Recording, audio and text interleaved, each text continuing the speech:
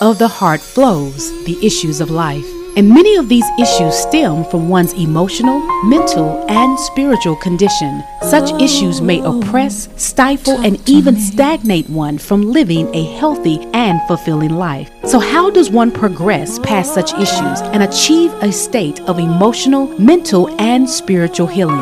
There's help, so open your heart and prepare your mind. It's time for healing to take place in your life. You're in tuned to Talking with Dr. Toy, a holistic approach to emotional healing. And now, your host, licensed professional counselor, Dr. Toy Lisa Mitchell.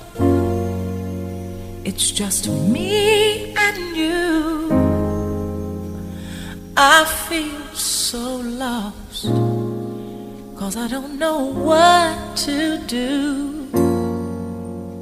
Well, good Sunday morning. You're in tune to Talking with Dr. Toy. Comes your way every Sunday. I want to say thank you so much for taking time out of your schedule to definitely tune in and listen. I always want to start off with my purpose. My purpose is to provide a holistic approach to emotional healing. Therefore, my mission to provide a holistic and restorative therapeutic approach in addressing and resolving issues that adversely affect the emotional, psychological, spiritual, and physical well-being of individuals who desire to enhance their quality of life. I want to do a self-care check. How are you and what are you doing for self-care?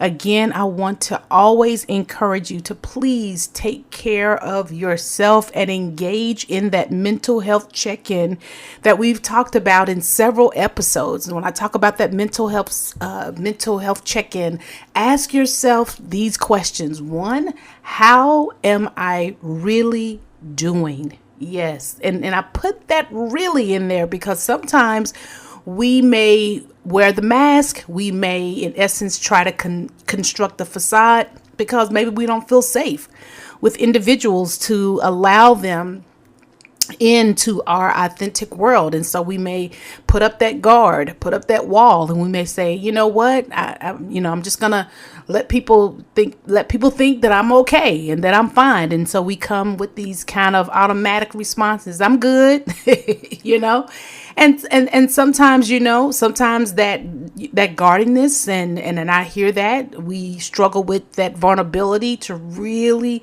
let people into our world and how we're doing. And so I get that. However, even though you may wear the mask with some individuals, there is the necessity of a space where you can be honest with yourself. Yes, where you can be honest and authentic with yourself and of course with God, because He knows all things. And I think sometimes we wear the mask and we construct the facade so much that we lose and we disconnect with ourselves authentically, where we may not even know how we are really doing. Well, we may, in essence, even kind of fool ourselves into believing, oh, yeah, I'm really good. When deep down, you know that there's something that's not right, something that you may be struggling with, something that you may be avoiding, right? And I think that's why it's so important to really take, again, I love that terminology, that sacred pause to tune in and to really ask yourself, how am I really doing? There's a lot going on in this world, and it's affecting us in various ways. And I'm going to talk about that today. I'm going to put on hold just the holiday sessions or the holiday broadcast that I was going to do that I started last week. I'm going to put a pause on that for right now because something else has kind of been percolating in my soul, and I wanted to really speak to this today. But again, I want to highlight, especially during times like these, the necessity of really doing a self-care check, really thinking about, hey, where am I? How am I really doing? And when I talk about that, I really want you to just think about that holistically, even in accordance with my mission. How am I really doing physically, right? What's going on in my body? What's happening? Because there may be, again, we talked about this before, how that mind body connection and how we may be doing as far as if we're anxious, if we're in hypervigilance or anything like that. How does that show up in my body? Am I tense? Am I tight? Am I experiencing pain? Am I having even digestive problems? And all of this, these can be connected to mental challenges or mental health things that we may be experiencing. And so that's why I asked the question again, how am I really doing, and looking at it holistically? And then what are you experiencing? Right? What are you experiencing in your life? What is happening in your life? If you look back and you're looking at where I am right now, what's happening with you presently, right?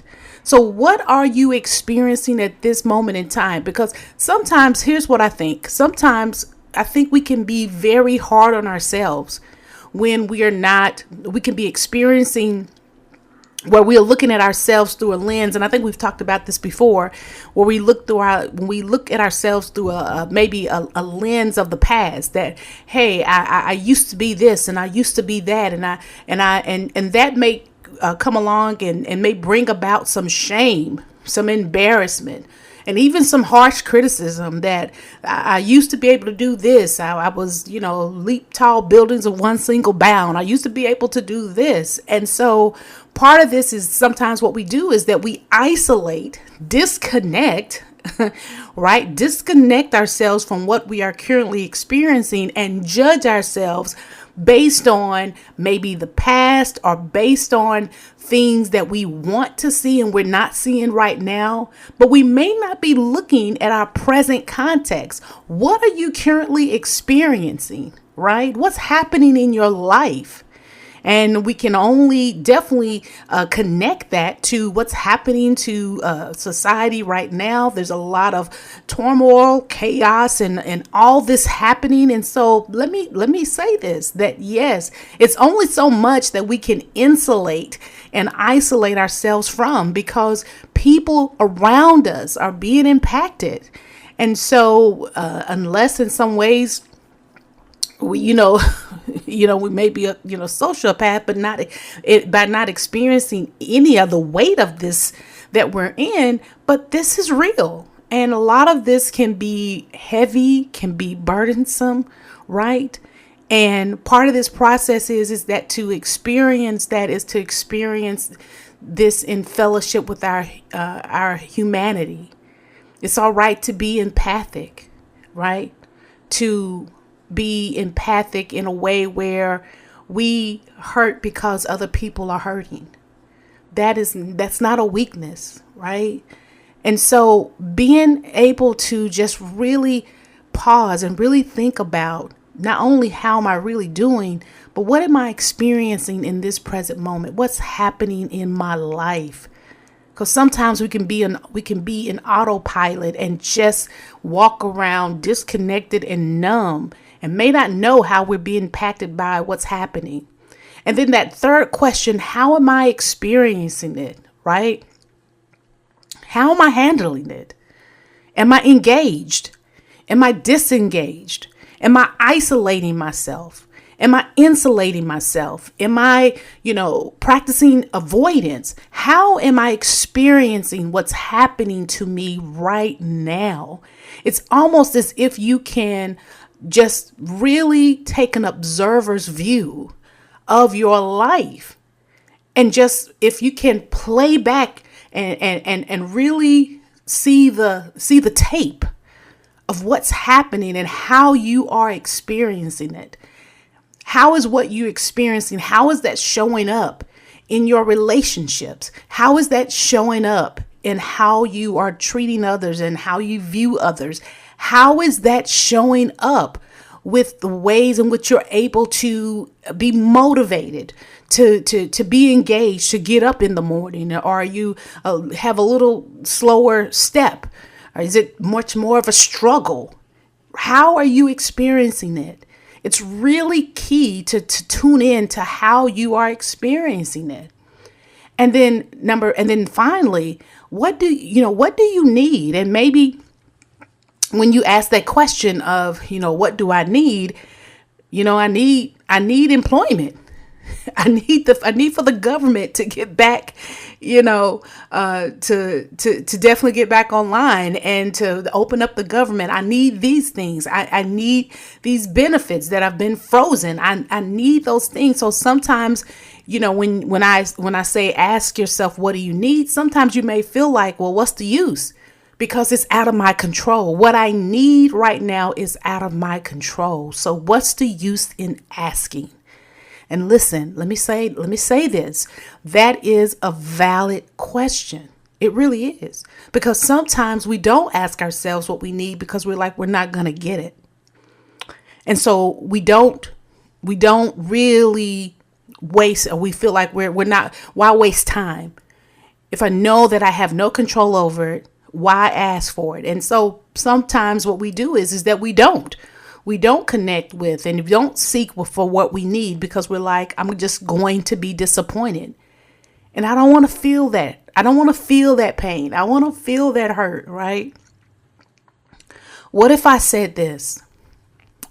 Asking yourself with regards to what you need is not a waste of time, even if you don't have control over some aspects.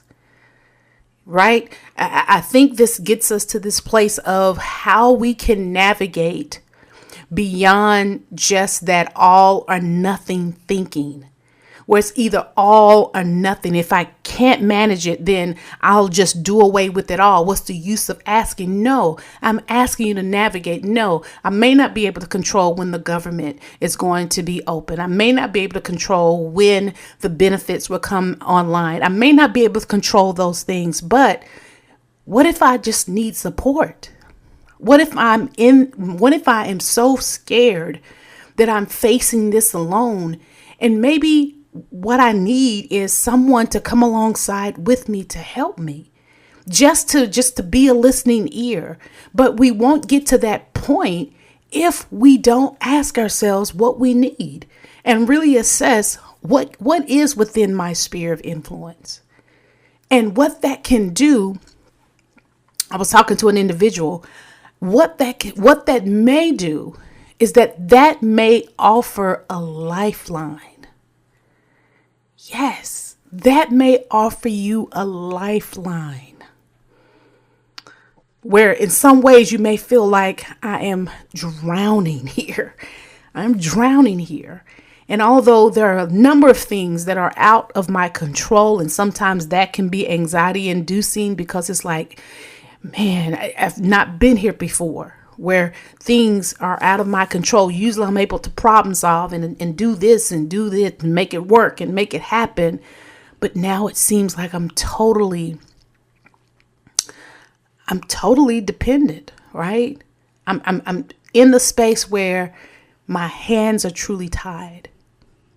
And so one of the things I'm encouraging you to do is maybe pivot. Well, here's what I don't have control over. Here's what I can't manage. But then this more balanced thinking of, but what areas can I, right? What areas do I have some semblance of being able to manage? Can I pick up the phone and just call someone to say, hey, I just need you to listen? Not problem solving, but hey, maybe pick up the phone and say, hey, I'm kind of stuck here. Any words of wisdom, any words of advice, right?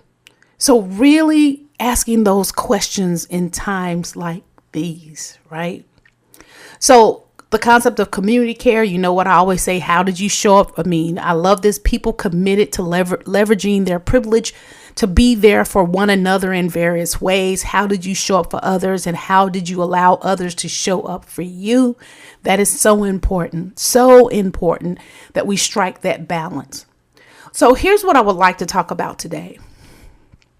I've been processing, and No, unless you're living under the rock, you can't, you can't just escape all that's happening in our world today.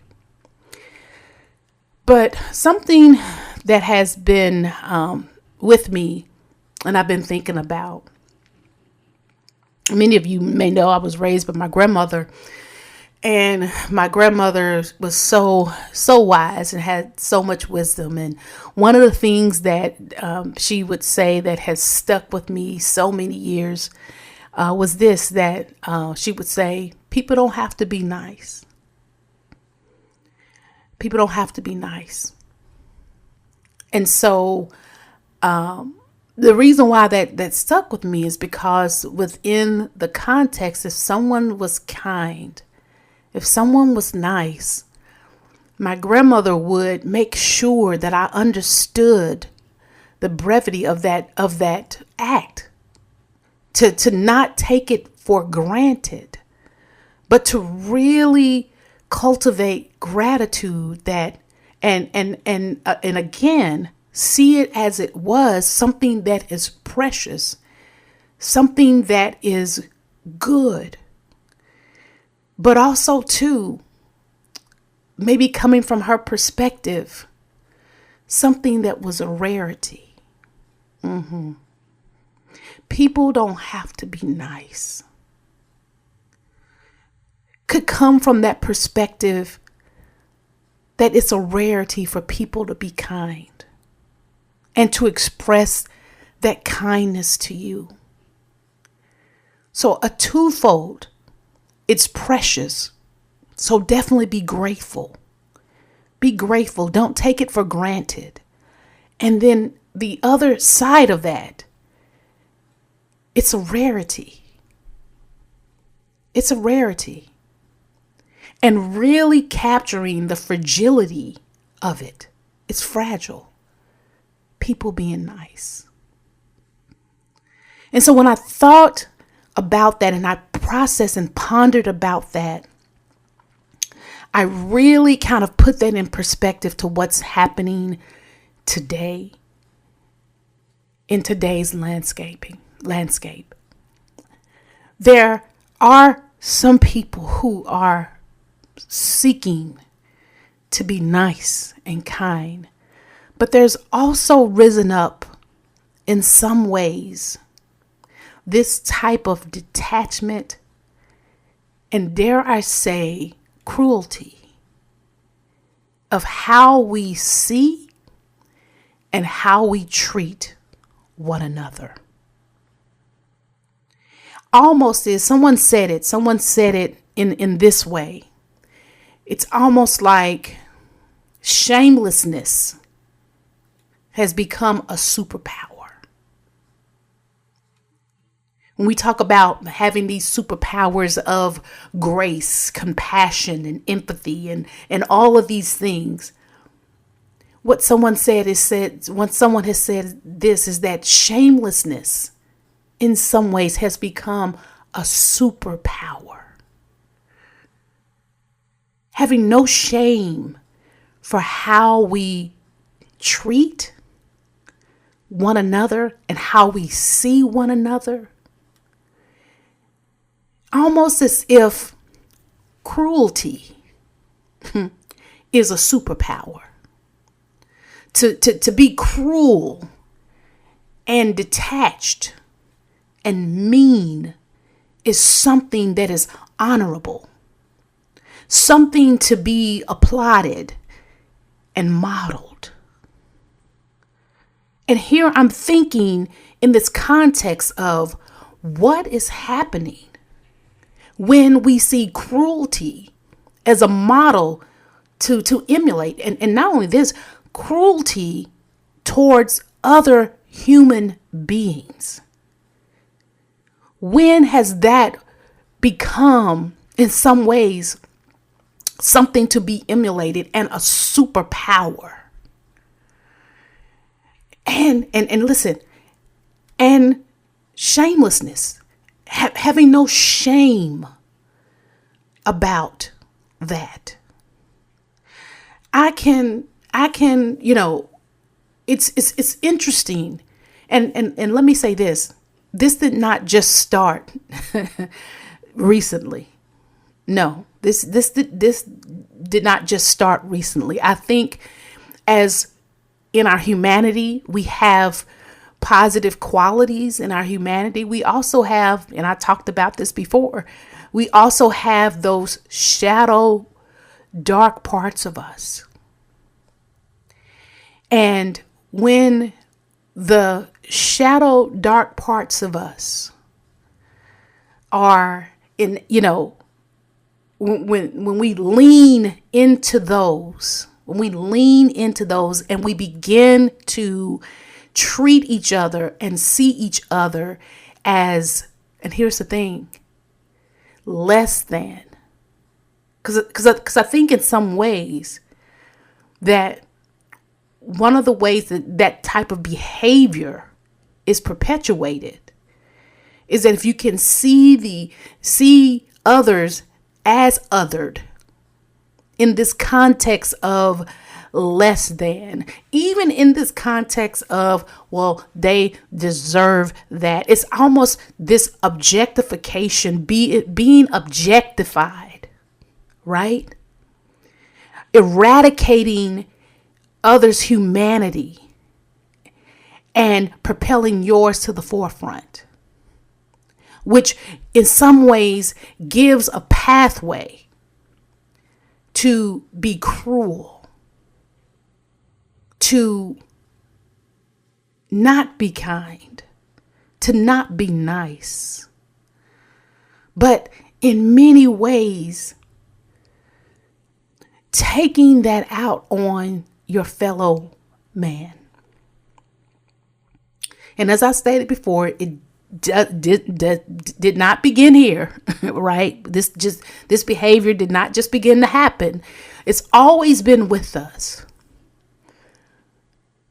And there has been, to some degree, when it comes to the subjugation of people, even with slavery and all of that, that there's been things to kind of rationalize it, where you convince yourself, and maybe it's at a point where there's no more convincing. Maybe you just really experience that it's okay to treat people as objects, to treat people as less than.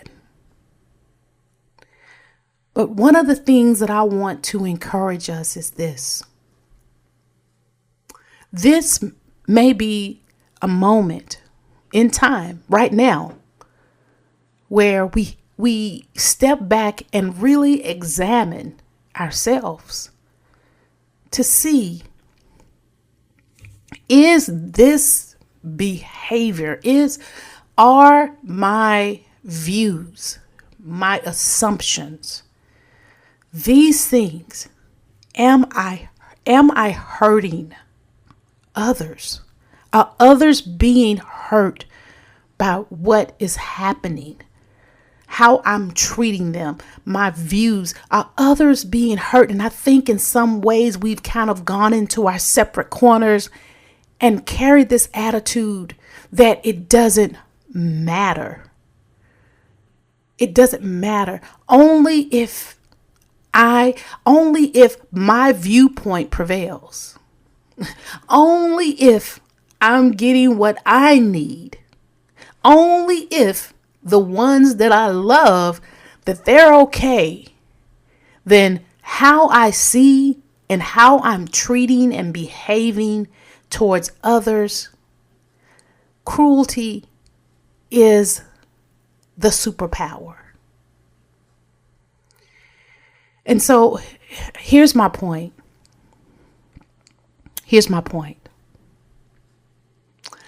I think we all can have the capacity to get caught up in aspects of power and getting on the bandwagon of what's popular and all this. I think we all have the tendency to do that. But I also think too that there comes a time when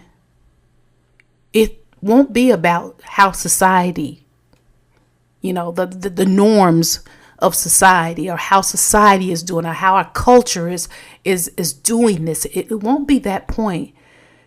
It's going to be a point where we as individuals are held accountable for what we do, how we respond, and how we see others.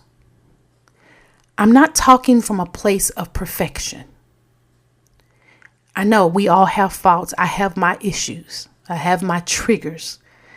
I'm not talking about from a place of perfection, because we won't attain perfection.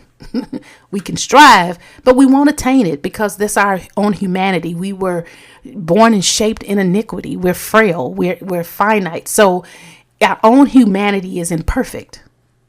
That's why we talk about really leaning into the Spirit, so the Spirit can help guide us and all of that. But even in that, that's not perfect. But what I am talking about is a striving towards something that is greater than you and I.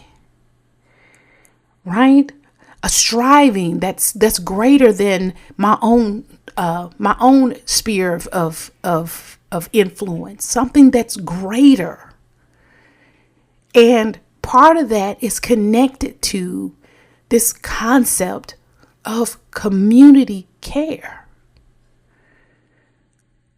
I am because we are. This interconnectedness. And that's why I think has happened. There's been this aspect of supremacy and disconnection from others. So because we can disconnect ourselves from others, well, they're not like me. So therefore, it's more than they're not like me. They don't deserve what I deserve. I deserve this at the expense of their humanity. And when we are in that place, that lets us know, at least in my perspective, that we are far removed from the teachings of Jesus Christ. Jesus just wasn't nice to the ones who was nice to him. He wasn't he wasn't kind to the ones who were just kind to him. He wasn't just kind to those who could benefit him.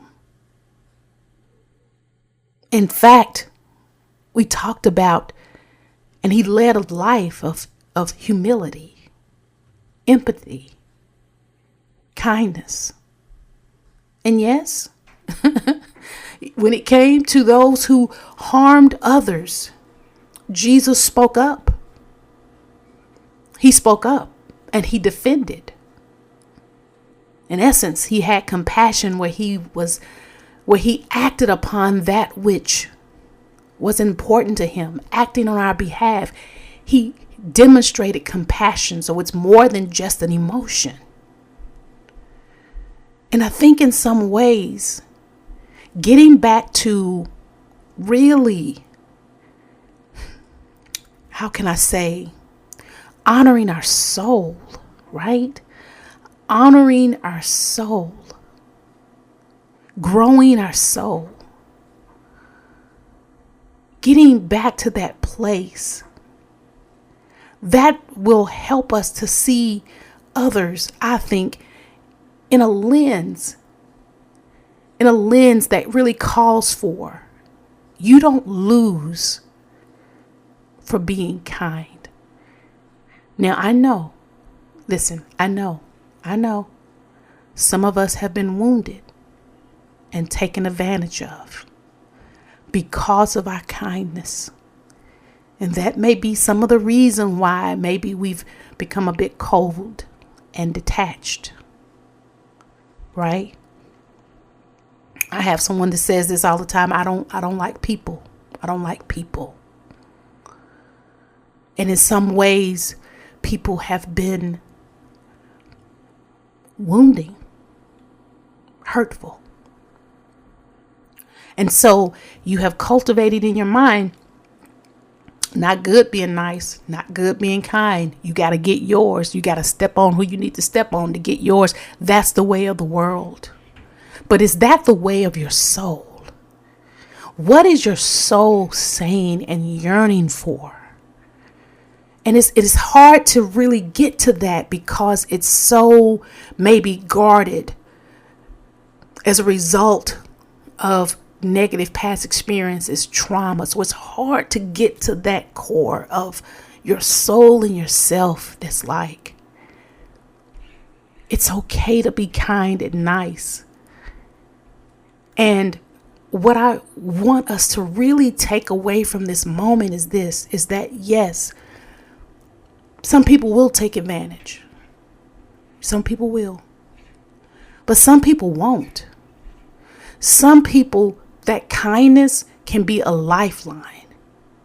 And all we got to learn is this, is that it doesn't have to be all or nothing. We can put in boundaries. Yes, we can have boundaries, not a wall, but boundaries.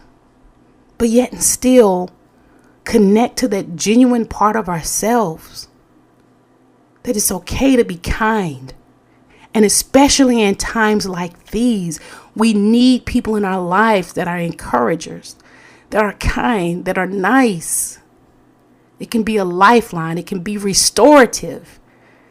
And if ever we needed restoration in this world today, we sure do need it now. It truly hurts my heart to see what is happening. It hurts my heart. And I know that if it hurts my heart and I'm just mere flesh, I can only imagine what that is doing to the God that we serve. The Bible speaks over and over how God can be grieved. Grieved. How Jesus was grieved in the way that some Pharisees treated treated God's people, just grieved. And I think that's what's happening in much of our world today. We're grieving. It's not new, but maybe what's happening is just been elevated to a whole new level and normalized. And normalized. This is the way it is. And when that is normalized, that in many cases, I think can be the end of the end of our humanity. Because what keeps us from being just animals, right? And maybe animals have more compassion, So if we don't have those, and I'm not trying to be, my goal is not to be Debbie Downer today. It's definitely not. But my hope is to just get us to think and reflect. How am I doing? Have I taken the reins of what society has normalized that may be toxic and all of this, and incorporated that and internalized that in the way in which I treat and see others? Going back to what my grandmother used to say, she said, people don't have to be nice. But I also say too, but it sure does help when they are. Well, listen, that's all I have for today. Remember what I say, relentlessly and intentionally pursue authentic and genuine relationships vertically with God, horizontally with others, and inwardly with yourself. Maintain and sustain a keen sense of awareness and ongoing discovery about self as well as others. Take good care of you and engage in things that are helpful for your mind, body, soul, and spirit. And remember, out of the heart flows the issues of life. Let's continue to talk about it and continue our journey towards emotional healing. Until next time, bye-bye.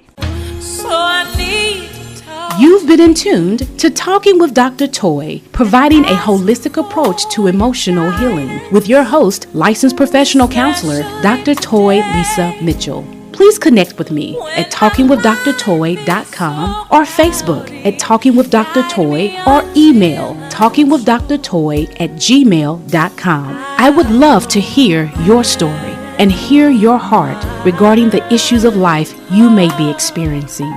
Remember, out of the heart flows the issues of life. Let's continue to talk about it. I look forward to hearing from you. Thanks for listening, and please join me next week for Talking with Dr. Toy.